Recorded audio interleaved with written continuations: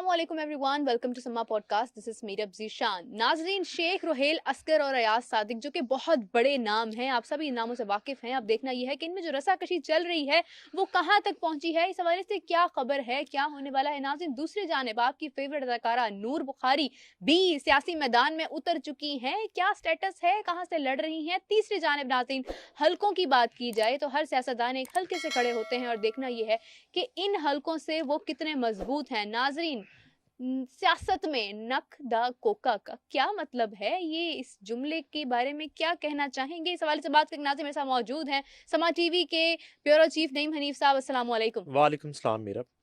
नईम साहब, सबसे पहले मैं पूछना चाहूंगी, ये सियासत में नक दा कोका क्या है? नक दा कोका जो है ये बड़ा पॉपुलर सॉन्ग है आजकल, अच्छा। और ये कैदी नंबर 804 के लिए गाया गया। हम्म। जिन सिंगर्स ने गाया उनको डराया भी गया, धमकाया भी गया, अच्छा। और कुछ देर तो उन्होंने जो है इसका को मीनिंग्स चेंज करके उसको वायरल करना शुरू किया। लेकिन चूंकि कैदी नंबर 804 की वजह से उन्हें ज़्यादा फीडबैक आ रहा था। ये दोनों जो सिंगर्स हैं, मलकू और इकरा बेसिकली नाम है, सारा अल्ताफ अब नाम रख लिया इस सॉन्ग की वजह से। इकरा ने, इकरा से हमारा बड़ा पुराना और मलकू से मिलना जुलना है। ये ड्यूट सॉन्ग है उनका, नकदा कोका। तो इसमें धोखे का भी जिक्र है। तो ये बड़ा सुपरहिट सॉन्ग है इस वक्त, और ये जो है इस सॉन्ग के लिए फंडिंग की गई है इनको। ये अच्छा। सॉन्ग जी इनसे करवाया गया है ये सॉन्ग। और सारा अल्ताफ और मलकू की जोड़ी इस सॉन्ग को आजकल काफ़ी जो है प्रमोट कर रही है, और मुख्तलिफ कॉन्सर्ट्स में ये गाया जा रहा है। और अभी मुझे इतला मिली है कि इस सॉन्ग और इसी टाइटल से लंदन में इनके शोज़ बुक हो गए हैं। सुपर मस्ती जो बहुत बड़ा वहाँ का एक इदारा है, शुएब आलम उसके सीईओ हैं, और बहुत बड़े शोज़ किए इन्होंने। शाहरुख खान का शो भी किया, अमिताभ बच्चन का शो भी किया वेम्बले एरीना में। नुसरत फ़तेह अली खान के शोज़ भी हुए वहाँ पे, और पाकिस्तान के तमाम सुपरस्टार्स वहाँ पे परफॉर्म कर चुके हैं उनके प्लेटफॉर्म से। तो अभी ये नकदा कोका जो है इसकी बड़ी गूंज है, और मैं आपको बता देता हूँ कि ये अभी कैंपेन में शायद तराना बन जाए पीटीआई का, नकदा कोका। तो ये कौन करवा रहा है और वजह इसकी क्या है? देखें, मैंने आपसे पूछा कि ये नकदी नथली क्या होती है, नहीं पूछा ना। तो आप जो है मुझसे कोके का क्यों पूछ रही हैं? जब देखें मैं आपसे नथली का नहीं पूछ रहा, तो आप मुझसे कोके का मतलब बार बार पूछ रही हैं। मैंने बता दिया है कि ये एक सॉन्ग है, और ये जो है एक प्लांटेड सॉन्ग है। बज़ाहिर लग रहा है कि दो बड़े मासूम से सिंगर्स हैं, और जिन्हें वो मासूम ने उन्होंने भी पता है कि मैंने पता है कि वो किन्ने मासूम ने, ठीक है ना। तो इकरा को भी पता है और मलकू को भी पता है। तो बहरहाल वो कुछ हाथों में खेल रहे हैं इस वक्त।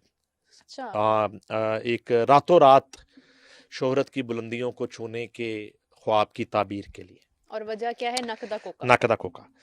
तो ये नकदा कोका जो है उस टाइटल है सॉन्ग का। अच्छा। और कैदी नंबर 804 के थीम पे ये बनाया गया है। इसके वीडियोस भी काफ़ी वायरल हो रहे हैं। तो ये जो है वो पहले ये आर्टिस्ट जो है बड़े इनोसेंट होते हैं, मासूम होते हैं, मासूम बिल्कुल। होते हैं। जो दे दिया तो जाए बस गा देते हैं। वो जो है उनको पहले कुछ कॉल्स आई हैं कि आप ये हरकत जो कर रहे हैं। अच्छा, इधर कॉल्स आ रही हैं, उधर व्यूज आ रहे हैं। वाह, अब वो क्या कॉल्स को बात देखें या व्यूज को देखें? व्यूज को ही देख आप रहे तो होंगे फिर तो। तो आप भी व्यूज की देखती हैं, आप किसको देखती हैं? आप तो सुना है कि सुबह उठ के देखती नहीं किसी तरफ बजाय व्यूज व्यूज के सिवा। तो कहने का मकसद ये है कि वो व्यूज के चक्कर में वो थोड़े बहादुर बन गए, दिलेर बन गए। लेकिन मैंने नकदा कोका नहीं गाया। भाई आप कुछ भी गा सकती हैं, आप कुछ भी गा सकती हैं। तो ये नकदा कोका की तो ये मैंने आपको रुदात सुना दी है। अब और अदाकारा नूर की तरफ आ जाते हैं। जी जरूर आइए, बल्कि उनकी तरफ चलते हैं। मैं तो कहता हूँ किसी दिन वो शो के बाद चले जाते हैं, लेकिन सबसे पहले तो ये डिस्कस करना चाहूंगी कि सियासी मैदान में उतर चुकी हैं, क्या स्टेटस है इस वक्त? देखिए, चूंकि ओन चौधरी जो हैं उनके हस्बैंड हैं, वो हमारे दोस्त हैं बड़े अच्छे। नूर से हमारा बड़ा पुराना एक दोस्ती है, साथ है। और चूंकि ओन चौधरी अब बराह रास्त पॉलिटिक्स कर रहे हैं, बड़ी तगड़ी पॉलिटिक्स कर रहे हैं। और ये जो जितने जोड़ तोड़ आपको नज़र आ रहे हैं, आईपीपी में जितने लोगों की शमूलियत हो रही है, बहुत सारे लोगों में सिंगल हैंडेडली ओन चौधरी का बड़ा हाथ है। तो जाहिर बात है कि खरबूजे को देख के रंग पकड़ता है। बिल्कुल। चूंकि शोबिस को तो ऑलमोस्ट जो है वो नूर बुखारी, हम्म। सारा मुगल बुखारी उनका पूरा नाम है। अच्छा। वो खैरबाद कह चुकी हैं, और यही हुआ कि वो बिल्कुल वो एक नकाब करके तो इलेक्शन कमीशन ऑफिस वो पेपर फाइल करने गई। हम्म। अच्छा, उन्होंने किसी को नहीं बताया, और वो सारा के नाम से पेपर भी फाइल हो गए। लेकिन मुझे चूंकि थोड़ा चिड़िया ने बता दिया था, तो मैंने, हमारे रिपोर्टर हैं, कोर्ट रिपोर्टर अरशद अली, मैंने कहा सुबह नूर ने आना इलेक्शन कमीशन ऑफिस, ये ध्यान रखना। तो उसने पहचान लिया, तो उसने जाके बताया कि जो है वो मैं समा टीवी से हूँ और आप नूर हैं। और तो फिर उन्होंने कहा कि मैं बताना नहीं चाहती थी। तो फिर मेरी बात भी हुई उनसे। तो अब वो बराह रास्त पॉलिटिक्स करना चाहती हैं अपने शोहर के शाना बशाना। हम्म। और मैं समझता हूँ कि आना चाहिए, ख़वातीन को भी आना चाहिए, और फ़नून लतीफ़ा से जो लोग हैं, और मैं आपको बताऊं कि ये जो है बड़ा पोटेंशियल है इनके अंदर। और नूर बुहारी का तीसरा नंबर है रिजर्व सीट पे, आईपीपी को जो अभी लिस्ट जारी की गई है उस पे तीसरा नंबर है। यानी कि अगर 5 सीट्स पे एक रिजर्व सीट आपको मिल रही है, तो ये बहुत बड़ी तो बात है। 15 सीट्स अगर आईपीपी हासिल करती तो नूर बुहारी एमपीए बन जाती है, क्या बात है, मेंबर क्या पंजाब बात। असेंबली बन जाती हैं। और मेंबर पंजाब असेंबली बनती हैं तो मेरी राय ये है कि ऐसे जो है ना लोगों को आप उनसे रिलेटेड शोबों की जिम्मेदारी सौंपें। कल्चर मिनिस्टर बना दें आप उनको। बिल्कुल कलमदान जो है, बिल्कुल। आप बजाय किसी कल्चर का कलमदान किसी जागीरदार को, वडेरे को, जमींदार को, किसी आटा बेचने वाले को, चावल बेचने वाले को देने की बजाय ना, उसको दें जो जिसको रेलेवेंट है। जिसको फनून लतीफ़ा की नौहो है, आप उसको दें। वो समझ सकता है आर्टिस्ट की तकलीफ को, आर्टिस्ट के दर्द को, किस तरह से इंडस्ट्री को किस तरह से एक स्टेटस देना है, किस तरह फनून लतीफ़ा को प्रमोट करना है, वो आर्टिस्ट समझ सकता है। ना कि कोई इनरेलेवेंट जो है ना, आप बंदा ला के बैठा देते हैं। और यही होता है, यही मुख्तलिफ इदारों की तबाही और बर्बादी का सबब ही जो है ना ये डिसीजंस हैं जो मसलहतों की बुनियाद पर किए जाते हैं, तो रेलिवेंट लोग ही नहीं होते। तो अगर इस तरह का फैसला होता है तो ये नूर भारी जो है ये बड़ा काम कर सकती हैं फिल्म इंडस्ट्री के लिए और फ़नून लतीफ़ा के लिए। और उन्होंने चूंकि इससे पहले प्रोडक्शन भी की, जितना काम हमने किया वो बड़ी सक्सेसफुल एक रही अपनी लाइफ में। और अब चूंकि ओन चौधरी जो हैं वो भी उनके साथ हैं और वो बड़ी बड़ी पॉलिटिक्स कर रहे हैं, तो बड़ी सपोर्ट होगी उनको। तो अब ये है कि मुकाबला है मियाँ बीवी में। ओन जो है वो एनए से भी इलेक्शन कॉन्टेस्ट करने के ख्वाहिशमंद हैं, पीपी से भी उनके कागजात हैं। तो इलेक्शन बराह रास्त पहली दफा कॉन्टेस्ट करेंगे। इससे पहले इनके भाई अमीन चौधरी इलेक्शन लड़े थे और जीत गए थे, मेंबर सूबाई असेंबली बने थे। ये लाहौर की गुजर बरादरी है, और गुजर बरादरी का लाहौर में अराइयों के बाद बड़ा वोट है, जट बरादरी हो गई। तो ये जो है पहली दफ़ा इन्होंने बराह रास्त कॉन्टेस्ट भी करना। तो अब देखते हैं क्या बनता है, कि क्योंकि इनका तो रिजल्ट पहले आ जाना है, फैसला पहले हो जाना है। ओन चौधरी जो है वो विन करके पहले घर जाते हैं कि जी मैं तो जीता हूँ, या फिर नूर जो है वो पहले तीसरे नंबर पर एमपीए बन जाती हैं आईपीपी की रिजर्व सीट्स पर। तो लेकिन ये एक पूरा एक पॉलिटिकल एक फैमिली बनने जा रही है। बिल्कुल बिल्कुल ऐसे ही है। नईम साहब, एक और चीज़ पूछना चाहूँगी कि 121 से शेख रुहेल असगर जो हैं उनका एक मतलब बड़ा एक नाम उन्होंने कमाया है, और दूसरी जानिब अयाज सादिक का भी एक बहुत बड़ा नाम है। आप हिस्ट्री को भी देखते हैं तो ये दो बड़े नाम हैं। इनमें जो रसाकशी चल रही है इस हवाले से क्या कहेंगे? ये देखिए, मैं पहले भी बात करता हूँ, ये जो है ना, खान पीन नु बांदरी डंडे खान नु रिच, ये नहीं होना चाहिए। शेख रुहेल असगर जो है ना वो बड़े एक दबंग किस्म के सियासतदान है, और उनका जो हलका है उस पर बड़ा उनका होल्ड है। अच्छा, ये होल्ड ऐसे नहीं हो जाता, ये कोई जादू से होल्ड नहीं हो जाता, या सिर्फ पैसे से होल्ड नहीं हो जाता। ये आपको बड़ा जुड़ के रहना पड़ता है उस हलके के अवाम के साथ। और एक डेरेदारी है, कल्चर है जो लाहौर का। और आपके डेरे पे किसी पे कोई पुलिस केस बन गया, किसी का कोई लड़ाई झगड़ा हो गया, किसी को कोई हेल्थ इशू हो गया, किसी को किसी हॉस्पिटल में काम है, किसी डिपार्टमेंट में काम है, तो आपने उसकी हेल्प करनी होती है। उसको किसी को रोजगार का मसला है तो आपने उसके साथ जो है ना एक कंधे के साथ कंधा मिलाना होता है, किसी को कोई फाइनेंशियल प्रॉब्लम है उसको आपने सपोर्ट करना होता है। बिल्कुल। और ये जो है ना तब जाके आपका हल्का बनता है। बिल्कुल ऐसे ही है। ठीक है, ये कहना बड़ा आसान होता है। एनए के हल्के में जहां 4.5-5 लाख वोट रजिस्टर हो, 8.5-9 लाख की आबादी हो, वहां से जाके इलेक्शन लड़ना और फिर जीत जाना, ये इतना आसान काम नहीं होता। शेख रुहेल असगर साहब को मैं जानता हूँ। शेख रुहेल असगर जो है वो बड़े एक जेन्युइन लॉरिये और बड़े दिलेर सियासतदान।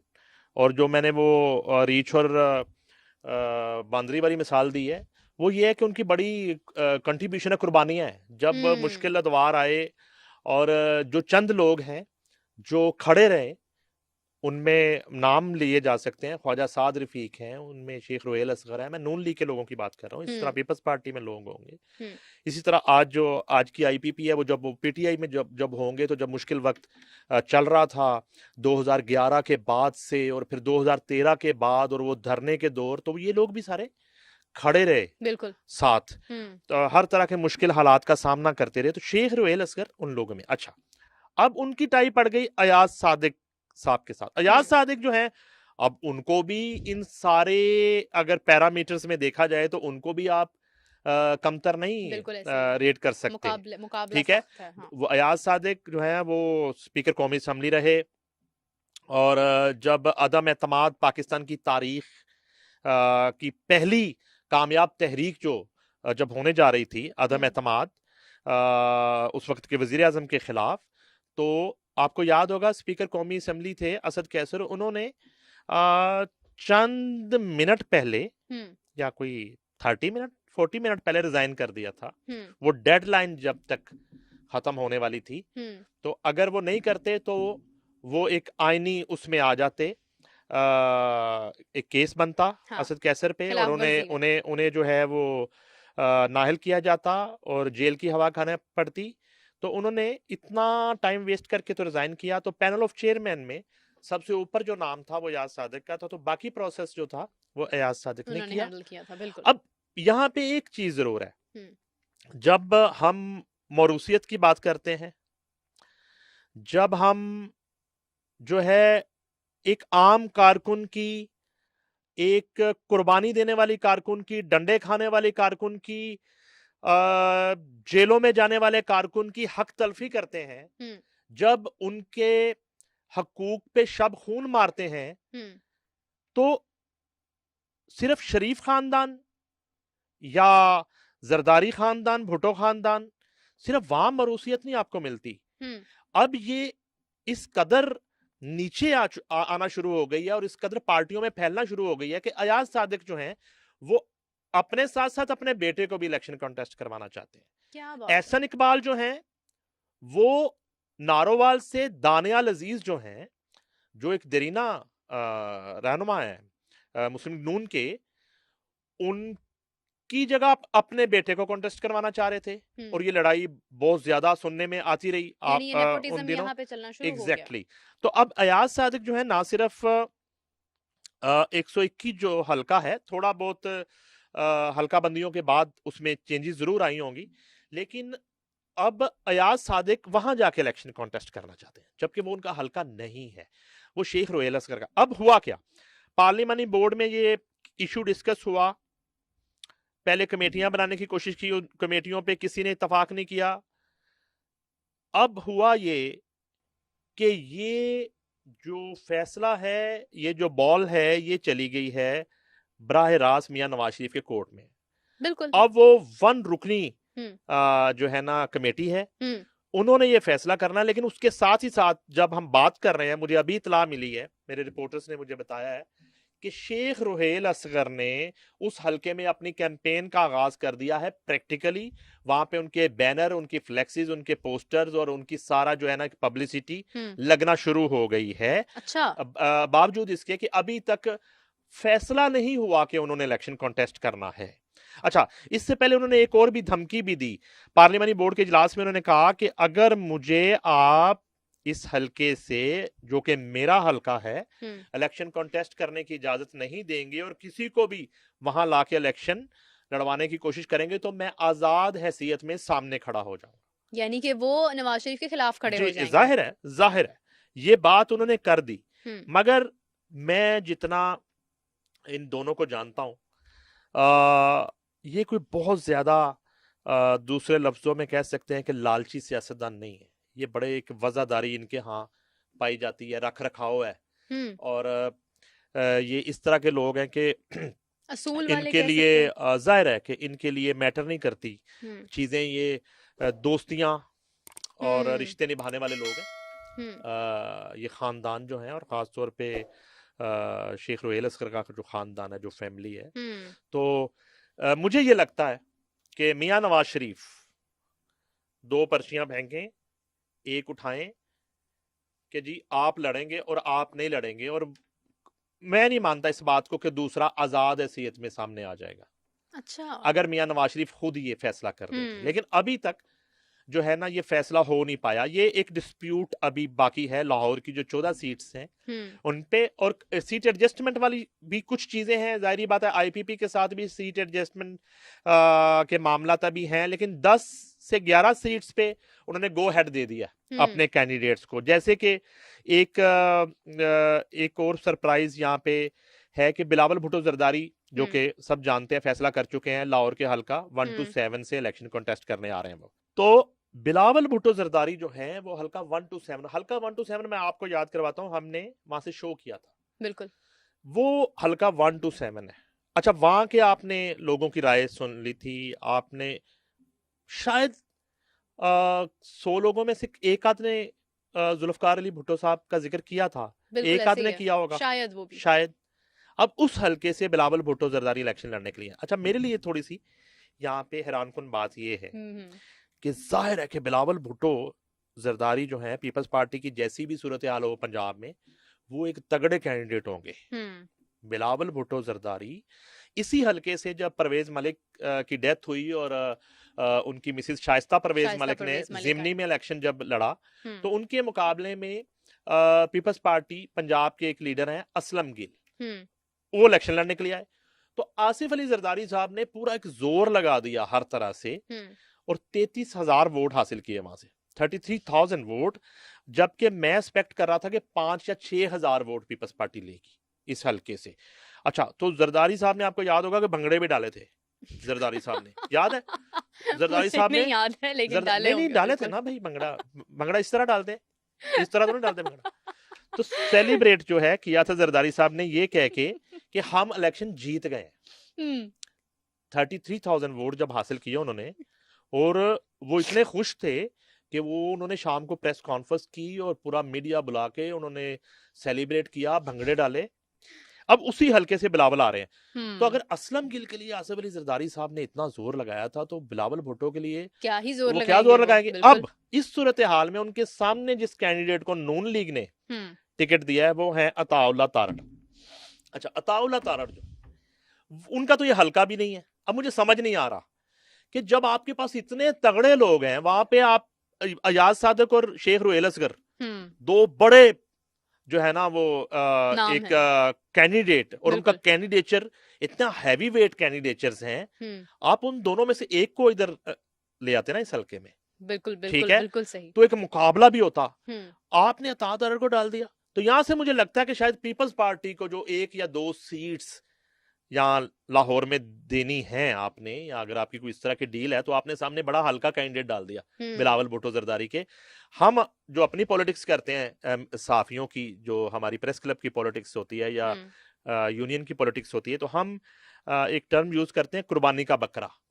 तो मुझे कहीं ना कहीं लग रहा है कि बिलावल भुट्टो जरदारी साहब के सामने अताउल्लाह तारड़ साहब को टिकट देना, ये मुझे थोड़ा सा जो है ना वो मफामत के बादशाह की कोई ना कोई कुंडी कहीं ना कहीं जो है ना वो अड़ गई है, और ये कहीं ना कहीं कोई डील है। मुझे समझ नहीं आ रहा कॉम्बिनेशन, कि जब बिलावल भुट्टो जरदारी जैसा कैंडिडेट उतरता है ना मैदान में, तो आपने उसको देख के कैंडिडेट, और फिर आप जिस शख्स को टिकट दे रहे हैं उनका ताल्लुक ही नहीं इस हल्के से। इस हल्के से तो अताउल्लाह तारड़ का कोई उनका वोट ही नहीं है यहाँ पे। मैं बताता हूँ, उसमें इस हलके में 45,000 के करीब क्रिश्चियन वोट है, जिसमें 25,000 क्रिश्चियन वोट आखिरी जिमनी इलेक्शन में पीपल्स पार्टी को मिला। अच्छा, ठीक है, ये अरेंजमेंट तो उस वक्त जिमनी में असलम गिल के लिए थे ना, तो अब चेयरमैन पीपल्स पार्टी के लिए बिलावल भुट्टो खुद खड़े अब क्या अरेंजमेंट होंगे? तो ये थोड़ा सा मुझे लग रहा है कि स्वीप नहीं है नून लीग का पंजाब में। ये जो है ना डिवीजन है, सीट्स जो है ना ये इधर उधर होनी है। और फिर अभी आईपीपी है, आईपीपी भी सरप्राइज देगी आपको लाहौर में। जी जी जी। नईम साहब, मैं इसी के साथ एक सवाल ऐड करना चाहूंगी कि आप तो अभी तमाम हलके कवर कर रहे हैं, आप तकरीबन हर हलके में जा चुके हैं और बाकायदा तौर पे वो लोग जो वोट देते हैं उनके इंटरव्यूज आप कर चुके हैं। आपको क्या लग रहा है कि हलकों के एतबार से कौन सा ऐसा सियासतदान है जो मकबूलियत जिसकी बहुत ज्यादा है, अपनी पोजीशन पर वो मजबूती से खड़ा है? देखिए, मैं शदीद सर्दी में हलकों में इतना फिरा हूं, हलकों में मैं खुद को हल्का फुल्का फील करना शुरू मैं जो है ना लाहौर को खास तौर पे मैंने ऑब्जर्व किया। मैं गुजरांवाला भी गया हूँ बिल्कुल, और करीब करीब की सिटीज में, लेकिन लाहौर में मैं आपको एक बड़ा मजेदार हलका बताता हूँ। एक हलका है 119। अच्छा, ये बिल्कुल जुड़ा हुआ है शेख रुहेल असगर के हलके से, बिल्कुल ऐसे ही है, जुड़ा हुआ 121। और ये सारा शालामार बाग आप जाती होगी ना जब स्टूडेंट स्कूल टाइम में सैर करने के लिए? मैं नहीं गई हूँ, लेकिन आप हुक्म करें, हम चले जाते हैं। शालामार बाग ही नहीं गई तो फिर कहाँ गई? नहीं गई भाई। देखो, वो वहां से शुरू होता है और ये फिर चलता हुआ पूरा बागबानपुरा और यूईटी और फिर गड़ी शाहू और पावर हाउस और बाजा लाइन और रेलवे कॉलोनीज जितनी है, धर्मपुरा, ये फैला हुआ है हल्का। सही।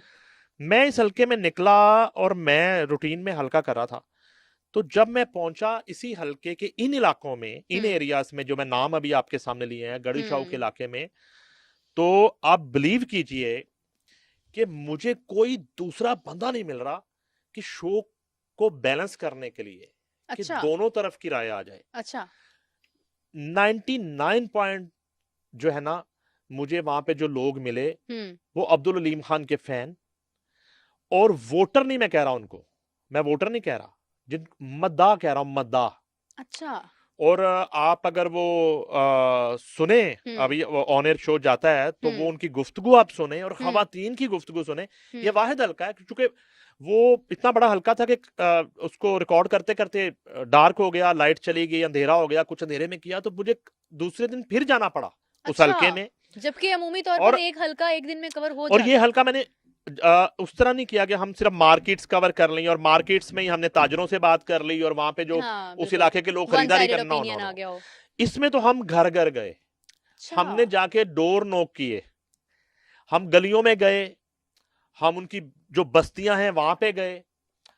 तो अब्दुल अलीम खान के बारे में लोगों की गुफ्तगू सुन के मुझे एक नई सियासत मैंने देखी कि वहां लोगों की गुफ्तगू ये थी कि हमें कोई सरोकार नहीं कि अब्दुल अलीम खान का ताल्लुक किस पार्टी से, और उन्हें पता भी नहीं कि वो किस पार्टी में है। अच्छा। आज भी नहीं पता उनको। अच्छा जी। या मैं एक बात आपको कह देता हूं, मैंने ये ऑब्जर्व किया कि अब्दुल अलीम खान अपनी पार्टी से कहीं ज्यादा पॉपुलर है, हिमसेल्फ कहीं ज्यादा पॉपुलर है। उनकी जाती जो पॉपुलैरिटी है वो उनकी पार्टी से बहुत ज्यादा है।